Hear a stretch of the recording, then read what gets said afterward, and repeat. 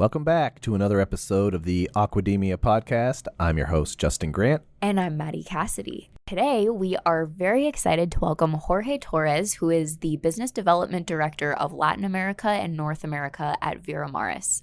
Jorge is going to take us through his entire career pathway from college all the way through to being in leadership at Veramaris today. But before we get into that episode, if you want to contact Maddie or myself, you can do so by filling out our online form located at globalseafood.org/podcast. You can follow us on Instagram at Seafood Alliance. And if you enjoy today's episode, then be sure to subscribe to Aquademia on whichever podcast platform you listen to us on. And we'll see you at the end.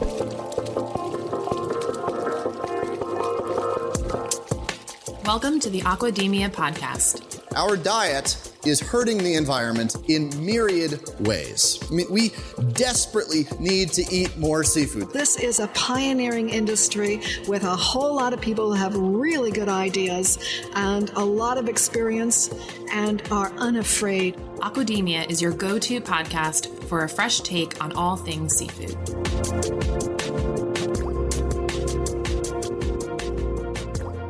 Jorge, thank you so much for joining Maddie and I on the Aquademia Podcast. How are you today?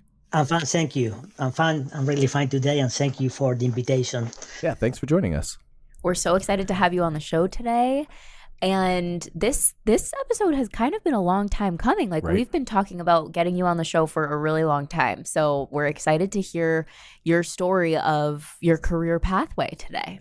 Our audience really loves the career pathways. There's a lot of perspectives that happen within someone's career, and I'm sure we're going to get into them. And I think a lot of our younger listeners that are looking for a career in seafood or just a professional career in general, they can take a lot, they learn a lot and get a lot of advice from these type of episodes. So Jorge, before we jump into your story, could you just tell our audience who you are and what you do? Okay, perfect. Thank you for the introduction. Well, my name is Jorge Torres. I live in Chile, in the south part of Chile, in Puerto Montt area, where most of the salmon industry is running today. Today, I'm Business Development Director for Veramaris in the Americas region. That means Chile, Ecuador, US, and Canada, which are the main markets today. Of course, Brazil, Mexico, and other Latin American or Central American countries are already in this region. But in general, Veramaris today is focusing in shrimp and salmonids in those 3-4 main countries here. So we offer a sustainable solution for constant growth of the aquaculture for both salmonids and shrimps, which, by the way, are the most consumed seafoods in the US, and consumers, retailers, and everybody is looking for how can we continue feeding people in a sustainable way. So I've been enjoying this 4 to 5 years in Veramaris. I've been here in this position for the last 5 years already. Thank you very much for that introduction. This isn't really that big of a starter question. It literally says, can you walk us through your career journey? But what initially sparked your interest in seafood or sustainability in general, and how did that path lead you to where you are today? Well, in Chile, we have a very long coast. So even though Chile is very, very well known because the countryside, all the activities are mainly looking at the inland, not to the ocean. So 25, 30 years ago, when I was at the school, I realized that something was happening in the south part of Chile with salmonids or fish, and also with other shellfish like oyster, clams. And then I start trying to learn about that, what's going on. And also one of my best friends, his father was related to some companies that were investing in aquaculture. So he suggests why we don't take a look about this and start exploring what's going on, because there is a huge potential. Yeah.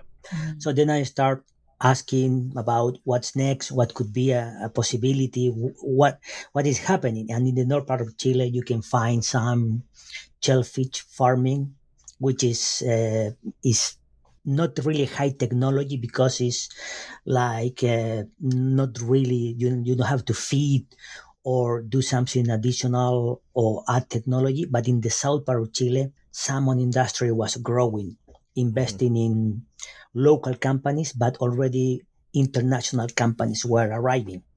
So I start thinking about, okay, this could be interesting. It's kind of far away because I was living in Santiago, the capital of Chile. And then I said, okay, well, could be something interesting to study because I was ending the school. And when I start tracking what kind of careers you can study, marine biology. So then I decided, okay, this is a good opportunity because a career that was about 3-4 years was starting to in different universities was aquaculture engineer. So I am aquaculture engineer. So I decided to study. But before I decided to study, I have a regular conversation with my father, early days or at the end of the school. Here the school are from March to November, mid-December. Then you have to do a test that, depending on how well you do the test, you can attend certain university that demand certain minimum qualification for the test. Yeah. So my father was talking with my father, and one of my aunt came to the house to visit us, and we start talking about what's next. And what's funny, because when I said I would like to study aquaculture engineer, my father asked me, what is that? He wasn't aware. What is that? Aquaculture engineer. So he didn't have a clue about what does it mean. And this aunt said, okay, very interesting. He was in some aspect well informed about that this was an opportunity for Chilean economy. And the south part of Chile has the really nice condition for aquaculture and fish farming, with a lot of channels, fresh water for first stage of the life cycle, and already international companies investing in Chile, buying local companies, professionalizing the industry. So with that kind of conversation that surprised my father, then he said, okay, I will support you. Go to the university and start and then I start my career in aquaculture, first in the university, also doing training, because during summertime you can ask and apply for a company, so you can go and work for 1 or 2 months in summertime. So then I decided to apply for that summer training or in the south part of Chile, and moved to Chiloé Island for 2 months to know more of to work in a farm in Chiloé Island, kind of isolate place in that moment. Today you have 3 flights a week to Chiloé Island. In that pass you have to take a bus, then cross the channel, then arrive the island, then take another ferry to go to another island, and then you start working this farm that at that time was mainly traditional farming condition, not high-tech, feeding by hand, 10-20 meter square cages made of wood, and then just start learning the process. And at that moment, in general, sustainability was an incipient concept. Everybody was looking for about how to grow, what kind of feed, where to sell the fish, to which countries, US, Europe. In this case, this company was a Japanese company working in Chile. So already international companies were farming fish, and was a kind of a farm where they start doing ranching. That this means they bring the eggs, put the broodstock there, and then release the fish, and then wait and see how many of them return. And that a few of them returned. So they decided to go farming. That is not really allowed today, because you cannot just put fish out of the ocean and without. So it was a kind of early stage of the aquaculture. Experimental. Correct. And then farming. So that was a key moment, that when I applied for this training summer course, working in this farm was really good, because you can see in person the daily activities. We're starting working at 6 a.m. because they start in the summer early in the morning, because the sunlight and then ending at about 5, 6 p.m. And this Japanese company also has a processing plant. So I was able to work at the farm, at the processing plant, learn how to fillet the fish, learn how to frozen, how boxes are used, then send it by truck to Japan. And also you have the chance to test the, fresh fish every day, really tasty. And also learning about feeding, how this feed start using the feed, which is key still today. It's still a very big industry worldwide, and at that moment, not all the international players that are here today were present at that moment. Were mainly local companies. So that was during my early stages that I decided to study aquaculture engineering. And then during the university, of course, I did, let's say, 3 to 4 summer trainings in almost every year in different companies, in different species. For example, beside trout and salmon, I work for the turbot. I'm not sure you're familiar with a turbot. It's a flat fish from the North Ocean, which is delicious, but it's not easy to farm. And it's kind of popular in Europe, in Spain. There are some farms in Spain as well, and it's a wild fish in the Netherlands, in the North Ocean. So different species, different companies. That was a Chilean company, but in the north part of Chile. So also south part of Chile is kind of rainforest. It's raining hard in the winter. Summer is short. In the north part is dry. It's a kind of no trees at all, but still some farming activities there. So you can tell the difference between one and another species. But at the end, I decided when I finished university, decided to move to the south part of Chile, which was because the industry here was, let's say, growing 20-30% per year. So the demand for let's say new people or new employees or international companies were really high at that moment. And also what helped me a lot was when I finished university, I decided to take English lessons or classes. So I decided to go and spend 3.5 months in London, in UK, to complement my speaking capabilities or English capabilities. So I decided, besides studying here in Chile, I realized that aquaculture was international. Like all the scientific publications were in English. Congress were in Europe or US or Japan. Norway was leading salmon industry worldwide at that moment. So I said, okay, I have a intermediate level or advanced level in Chile, but I think if I want to go deeper in aquaculture, I need to have an additional classes or be advanced in communication and fluent in English. So it was a really nice experience. Go there. Besides going to study, of course, I spent a couple of weeks working around Europe. I have a friend who at that moment lives in the Netherlands, in Amsterdam.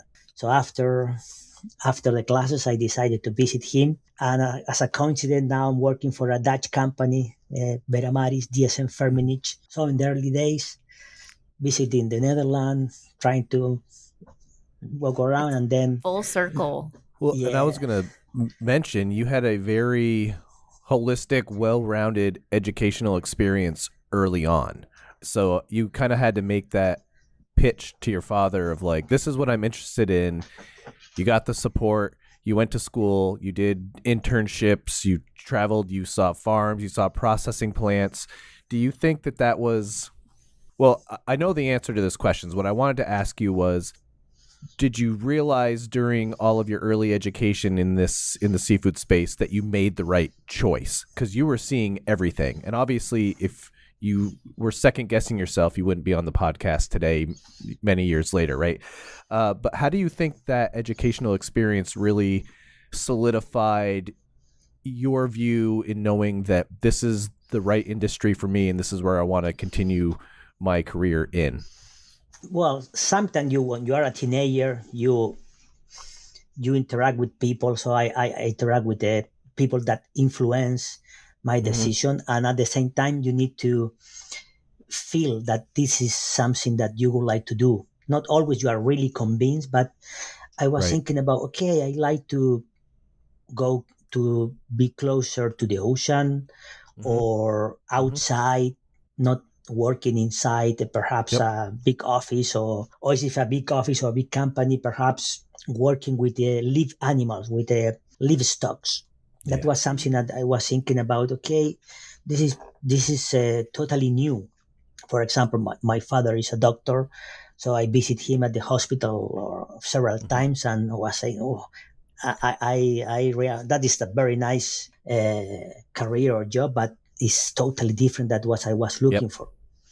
So I think that is something that you feel, is your gut, your internal feeling that I think this is the things I would like to do. And then you have to take decisions when you think, for example, going to UK to study English, say, okay, this is going to help. Going to do the training is going to give me some more insight about what this is, if I really like it or not.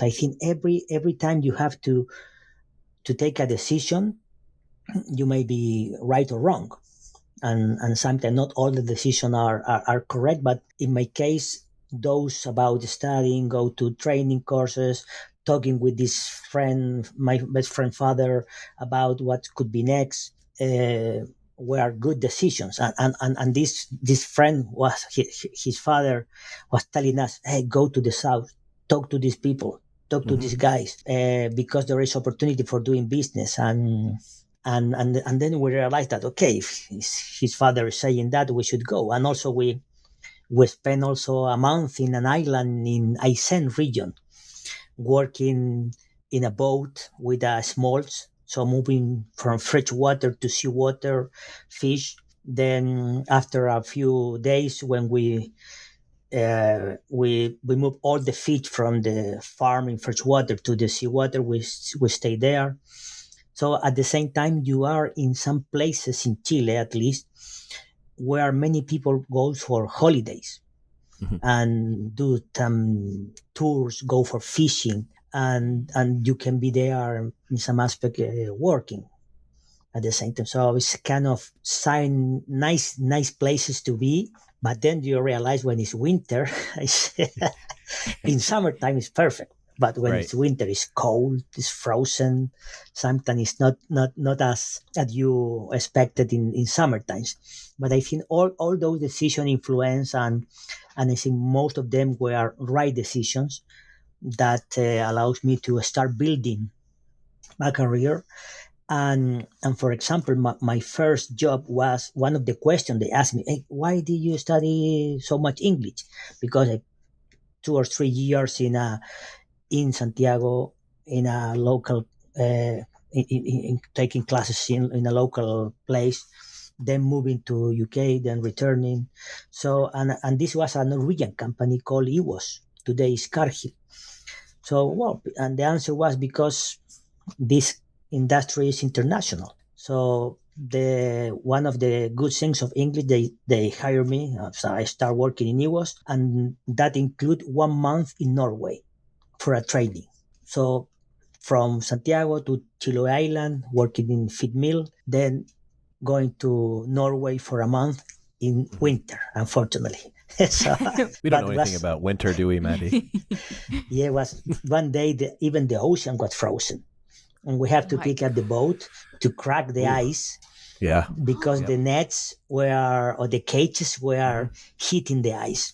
It was, and that can cause damage, right? If it's big enough chunks of ice. Yeah. Yep. You can cut the nets, or it's a lot of pressure for the ropes and for the nets, some of the cages. So it was a very nice experience. And that experience was because I decided to improve my English and then apply for this company.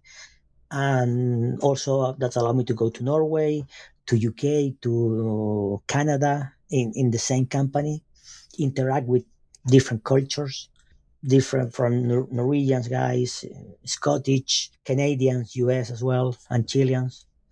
And if you see today, diversify is in every company. People from different cultures, different nationalities are good, and it's a good example because mindset is different, so you can collaborate as a team and improve the ideas. I know, so it was really good experience to study English and then apply it in an international company after first stage.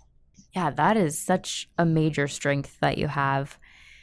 So, looking back on your career in seafood, what have been some of the challenges that you've faced that maybe spurred you in a new direction or caused you to learn something and maybe make a decision as a result of that? Yeah, well, in general, the seafood industry is young comparing to others industry like poultry and swine. So not all the leaderships understand the same about poultry and swine when something happened in aquaculture. And that is the first challenge when you are working perhaps with an international company like in the early days. Then after I moved to DSM Firmenich, which is working with all species, swine, poultry, cattle, layer, and aquaculture, shrimp and salmon. So was to how is the difference between these species? How the life cycle is different, and also was interesting because one time was a tsunami in Thailand. Remember what was huge impact? A lot of people died. So then the leadership asked about, oh, what about tsunamis in Chile? And one of our leaders said, no, we don't have those kind of tsunamis, at least for a long time. So, but not now. And a couple of months later was an earthquake and one hill collapsed and huge tsunami in Chile as well. So how can you explain that for a natural accident or you have a disruption in the supply chain? Mm-hmm. So explain that kind of things to the leadership is the challenges, and also works with the live animals that has 10, 12 or a year in the ocean. So everything can happen during that time. So those challenges is to work with the expectations from customers, expectation from leadership in your own company about what's next, about the growth, about the impact that you are creating or create value for the customers. So and you need to be a kind of consultant for the customer usually, because you could be also very close, transparent, honest, and then you start creating a relationship. So sometimes the challenge is to not break the ice, but learn and know the people.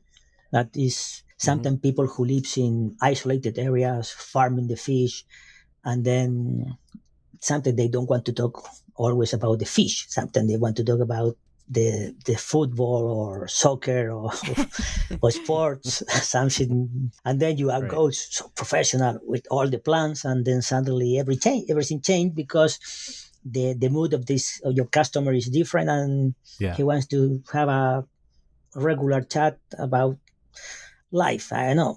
Yeah. So those are the kind of challenges to balance the relationship, to balance the expectation from customer, from leadership, and at the end, if you think about your working with people, then that will facilitate all these challenging conditions and challenges and the decision. Because if you are used to a company or colleagues, it's difficult to take a decision to move. For example, in when I was working in EWAS, I was really happy because you sell feed, you see the impact, how the fish grow.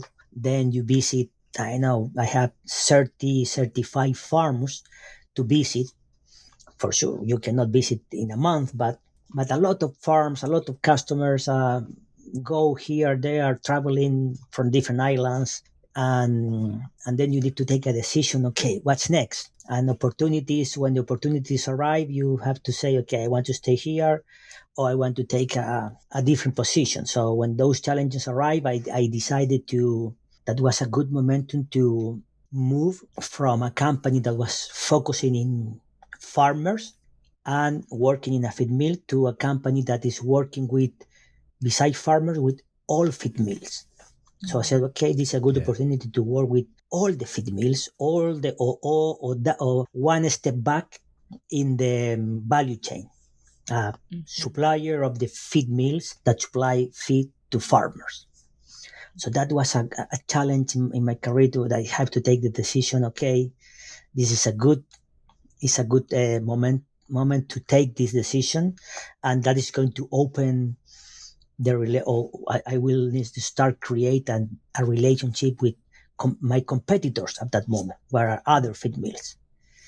And then I decided, okay, this is a good opportunity. Let's move. And not only in aqua, also then you start working with swine, with poultry, new people, new life cycle, similar products, but different application or different impact. And that also was good, because if you go to a swine farmer, he will be interested in aquaculture. And then you have the feedback about aquaculture, and you can create the relationship. Okay, this is how aquaculture is. They are curious about other sources of protein. So it was interesting to work in all kind of livestock animals in Chile, and now, of course, shrimp in Ecuador. Mm-hmm. So also that experience was really good, and also was challenging, because most of the people who work in swine and poultry are veterinarians with few years of experience, or have been working in a swine farm, and I was coming from a aqua business. Yeah, but was a good challenge, and was good to do it. So now I want to talk a little bit about growth. You've talked about this already a little bit in the beginning of the episode, but if you were to look back, what sort of skills or experiences do you think were the most critical to your professional growth in the field? Okay, well, interesting question, because aquaculture engineer is biology, genetics, but at the same time, engineering, calculus, mathematics, buoyancy. So it's a mix of biology and engineering. So, and that is key for livestock, and especially aquaculture, because you have a lot of mathematical models for feed the fish, for calculate the growth, for calculate the buoyancy of the cages. So if depending on which direction you wanna go, you can specialize in those. So what is critical is to be in aquaculture, in general, in nutrition, is be very technical in terms of the role of each nutrient, what is needed to have the best performance. And so you need to be a kind of consultant for the customer. So you need to be updated all the time about what are you doing. For example, in feed was protein, energy, amino acid, or omega-3 fatty acid, EPA, DHA, like today. So one of the interesting moments in my career was I was working and I realized that, okay, why people eat seafood? Because omega-3s, EPA, DHA. Oh, great. So how much is on the feed? How much is on the fish? And then also I decided to go to 6 months course in a Universidad de Chile for fat and lipids for human nutrition, to understand more the role of EPA, DHA, the metabolism of omega-3s, why they are called omega-3s, omega-6, and then why are important for brain, eye health, and heart health. I did it, and this was in a university called Universidad de Chile, in an institute called INTA, which is the Institute of Nutrition of the Feed, or the Feeds. but it's focused in humans. It was really interesting. And I was working at that time, not in Veramaris, but I was interested about omega-3s.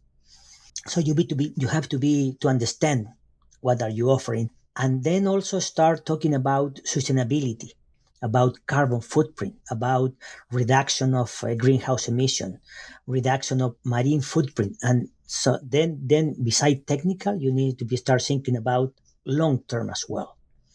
So then you start thinking about sustainability, which companies has indicators or are measuring their footprint. For example, how many kilo of CO2 are you decreasing in your emission comparing to how many trucks or cars if you use these or these additives, and get recognition to the farmers. I think that you have to be always not training, but be curious about what are you doing, what are you selling, why. For example, you are not selling in some aspect. When you sell feed, you are not selling the feed, you are selling feed performance. Mm-hmm. So you are selling a feed of 5 kilo in certain period of time. You're not selling kilo of feed. So you need to start thinking in a change. You're not giving a kilo feed, you are giving 5 kilo feed in 10 months, for example. That, and then with other additives is similar, with color expression, with let's say feed performance or health parameters. And in the case of Veramaris, of course we are talking about sustainability, but EPA DHA is key for humans. They consume seafood and pills because are concerned about their health. So I studied, let's say, 10 or 11 years ago that course of fat and lipids for human, and then 7 years later I'm starting working in Veramaris selling omega-3s. It was a good connection as well. Yeah, everything really always comes back around. It's so interesting how something that you didn't really think too much about would end up becoming like such a huge part of your career. I think, too, one thing that I've taken away through the first half of this conversations, just within your career development, and I think for any of our young professionals that are looking to dive into any professional space, it doesn't have to be seafood, but one thing that has really caught my attention, Jorge, is your drive to get better, to learn more. And whether that's saying, you know what, in order for me to be successful, I probably need to brush up on my English. I'm going to do X. And then saying, why do people eat seafood? Well, it's really high in omega-3 fatty acids. There's all this nutritional information that's really powerful to human health. What can I do to educate myself, to learn more? And you take that upon yourself to get better. And I think that is one of the key takeaways that I've taken from this conversation so far. And I think anyone that is successful or in a successful position currently probably has taken a similar approach and constantly thinking, what is it, like continuous improvement, or always just looking at how you can constantly get better at what you're doing. Huge shout out to you for taking that drive. And I think it's really going to educate a lot of our younger listeners on following in similar footsteps. Have there been any mentors or key figures who've played an important role in your development up until this point? And how have they impacted you, and how did they influence your path? Yeah, of course. As I mentioned, my best friend father in the early beginning said, okay, you should do this. That influence in every company, of course, that's starting from the family. They support you, and okay, this is a good idea.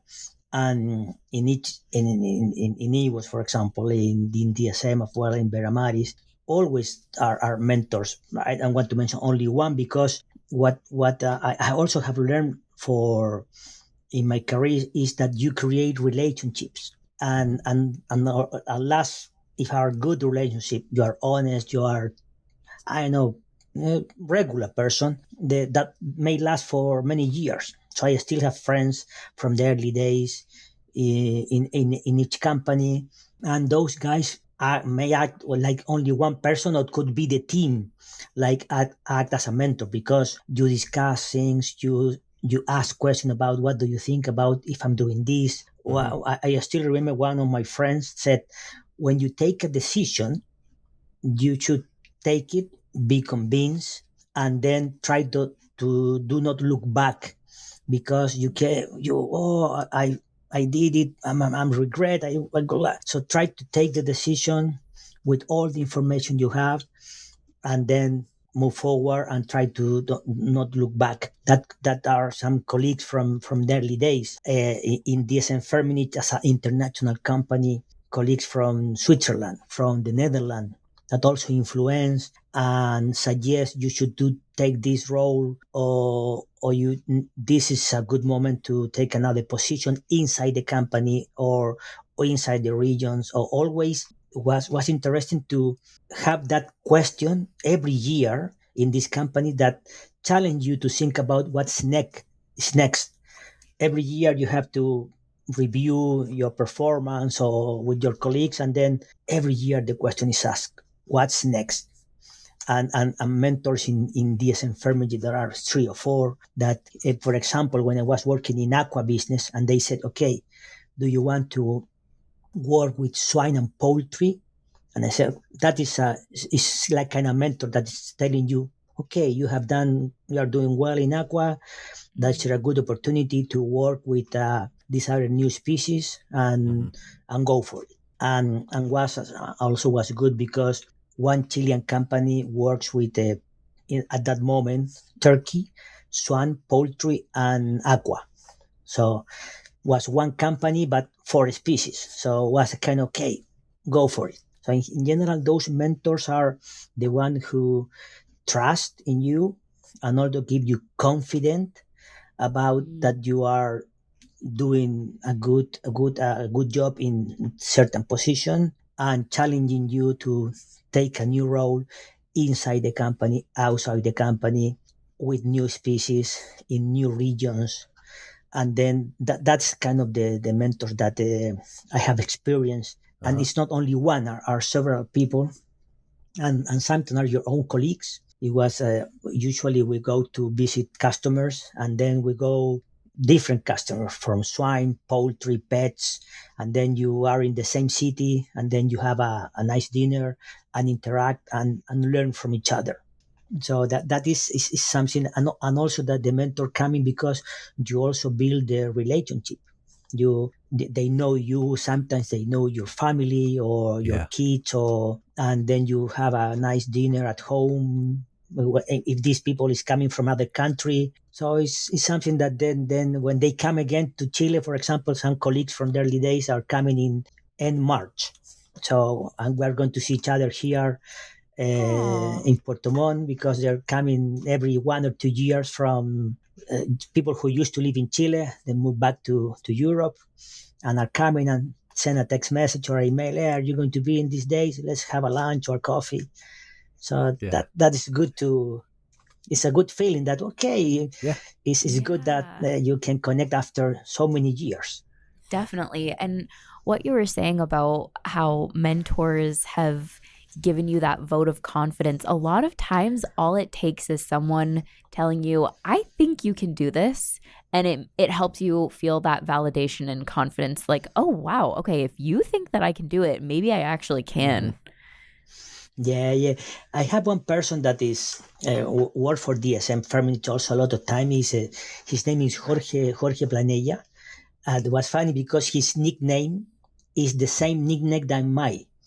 So, oh my gosh. And he's Jorge Eduardo, and I am Jorge Eduardo. Oh so it was funny. It was my boss, and we worked together for 10 years, 11 years, and he was also giving me confidence. Let's do this, let's do that, and we have the same names, the same nickname. It was really funny. So when somebody asked, "Hey, Jorge," you both look.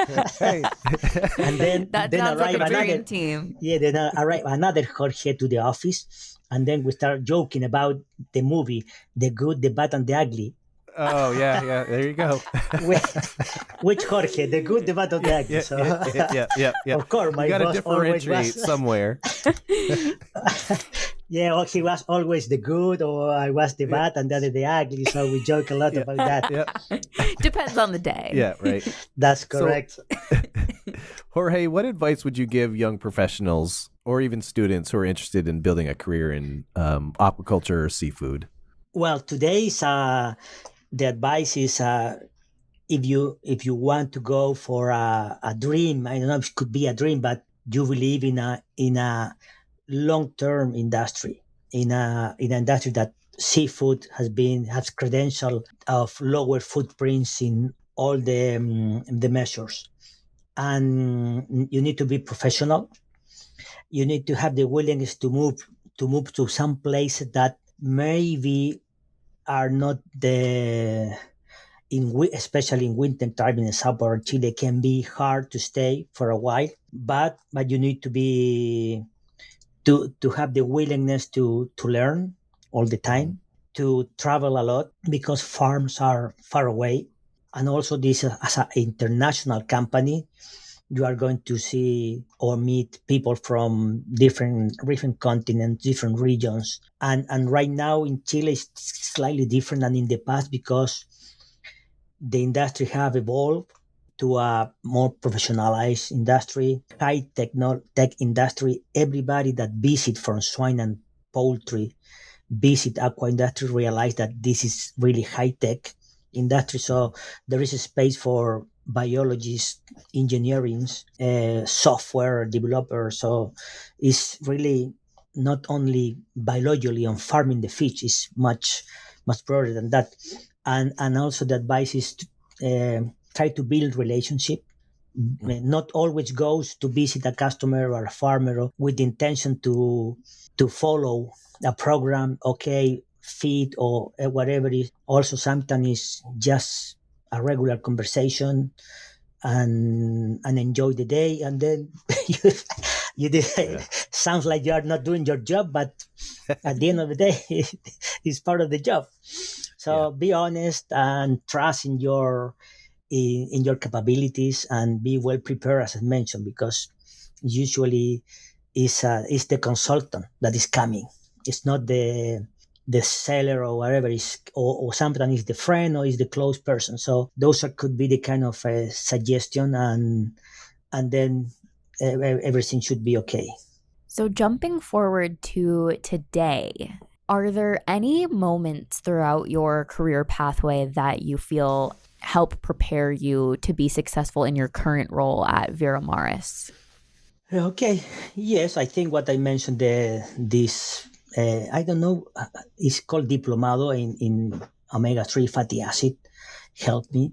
Also, all the kind of corporate view, because you are in a small company, medium, big company, corporate structure, and also learn from different cultures, because you have to work with people in Veramaris today is Ecuador, is Spanish speakers, but different culture than Chilean.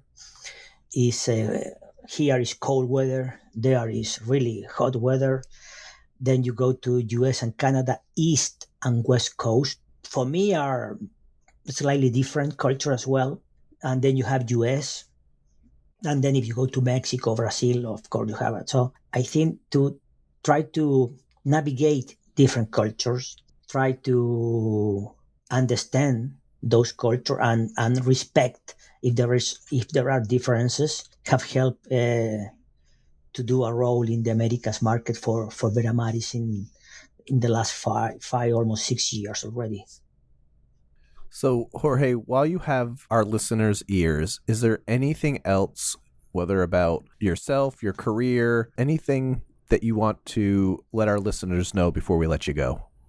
Yeah, that in general, as I mentioned, be honest, transparent, try to enjoy, because we usually feel kind of frustrated when something is going wrong, but not always enjoy and celebrate when something goes right. So also enjoy the right, celebrate achievements, and don't frustrate when something goes wrong, because it's seafood, is livestock, is changing all the time. So it's impossible to predict everything, but you need to be prepared to take calm and don't be frustrated if something goes wrong, and celebrate when you have good achievements. And also it's a very long-term industry or long-term view industry. We are going to already feeding billions of people in seafoods, and this will continue, and we are using only a tiny portion of the ocean, and we are implementing key actions, key initiatives that allow us to quantify the impact we are having, and that is integrating also to the stakeholders. Not only is here farmer, supplier, exporter, is also touching importers in US, for example, retailers. So you will be able also to connect with all the value chain, not only in a portion. So that is also a good insight about the seafood industry, that you can be working with retailers in US or importers or at the farm level here in Chile. It's good parting words. Well, Jorge, Maddie and I both really appreciate you taking the time to walk us through your career and everything that you're doing. Are we going to see you in Boston this year? Yes, we're going to be in Boston with Veramaris team. It's going to be Victoria and Mark, and we're going to be there connecting with all our customers and friends. If any of our listeners are also attending SENA, which is Seafood Expo North America, just to timestamp this episode, it is 2026, and we are going to have a clip from this episode on our booth at Global Seafood Alliance. If we have any listeners that are interested in learning more about Veramaris or getting in touch with you, what's the best way that they can do that? Yeah, the best way is to connect through our webpage. It's veramaris.com. Also, we have a LinkedIn. Veramaris is on LinkedIn as well. Yep. And then you can send emails or write me an email, which is jorge.torres@veramaris.com. So, but the best way is go to the webpage and you will find everything about Veramaris. Excellent. And we'll definitely link to all of that in our show notes. So, Jorge, we won't take up any more of your time. Again, I look forward to seeing you in Boston in a few short weeks. But thanks again for joining Maddie and I on the Aquademia Podcast. Thank you very much for the invitation.